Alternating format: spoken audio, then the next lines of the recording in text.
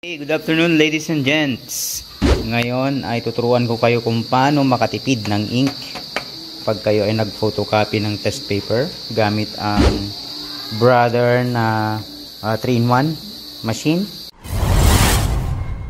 So una, ready na natin yung ating document na i-photocopy. Yan, naka-ready na ito. This is a test paper. So itataob ko ito ng ganyan.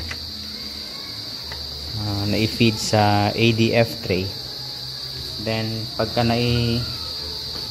naitawag nyo na siya sa ADF tray, lalabas dyan sa LCD na ADF ready. Okay, so bago kayo mag-photocopy nyan, punta tayo sa kanyang settings. Una, punta tayo sa copy options. Hanapin natin yung density. Yan si density. Yan yung nagdidikta ng level ng ink na gagamitin niya. So, kung titingnan nyo nasa normal siya ngayon, nasa gitna, lalagay natin yan sa pinakauna. Yan, pag ilagay mo dyan, yung printout niya magiging malabnaw ng konti, pero nababasa pa naman ng maayos. Pag nilagay mo siya doon, yun naman yung pinakamakapal na printout. So, para makapagtipid ng ink, punta mo siya sa pinakaunang dot. Yan. Gagamitin mo lang yung arrows na ganyan. Alright, then press OK. Then set mo na yung ibang mga parameters mo, kagaya ng sort. Ayan. Para ayusin na niya yung printout according sa number of pages, yung pagkakasunod-sunod ng number of pages. Paper type, paper size, tingnan mo. Pag long yan, folio. Ayan. Pagka gusto mong palitan, A4, A3, whatever. Dito ka mag-operate. So sa akin is folio, yan ay long. Kaparehas lang po yan ng legal na bond paper, yung F4 tsaka 8.5 by 13. Yan. So okay na ako. Yan. Then ang susunod dyan, press ko na yung exit. Pipiliin ko na yung number of copies, which is 18. Sumobra ako. Yan, 18 na. And then I will press either the colored button or the black and white. I will press the colored button.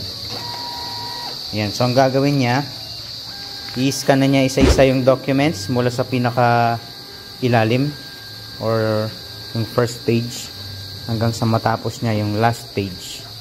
Then, pagkatapos niya i-scan yung last page, magsisimula na siyang mag-print doon hanggang sa matapos niya yung 18. Tingnan natin mamaya yung kanyang printout.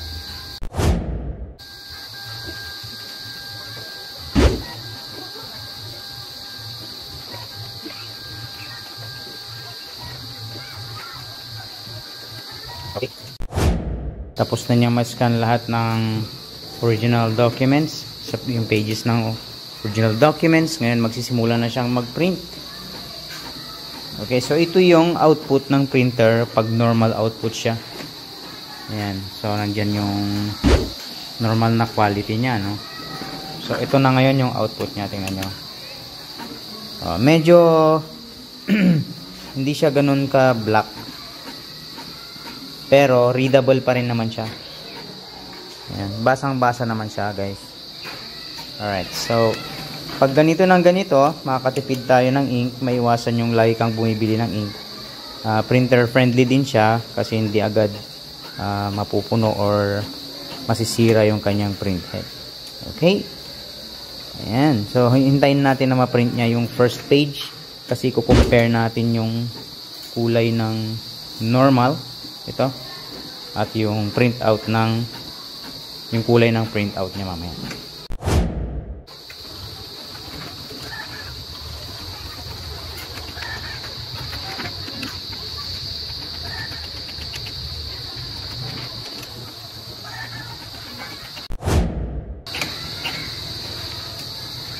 Ayan, so lumalabas na yung printout niya. Tingnan natin. Compare natin dun sa original. Yan ang printout nung in-adjust natin yung density ng ink. Ito yung original. So, titanin nyo, mas makapal yung original kaysa doon sa may printout niya. Pero readable pa rin naman siya. Okay, so yan ang yung gagawin kung gusto nyo magtipid ng ink para hindi kayo bili ng bili. Sana may natutunan kayo sa video na ito. Kung hindi pa kayo subscriber, alam nyo na ang gagawin ninyo. See you soon!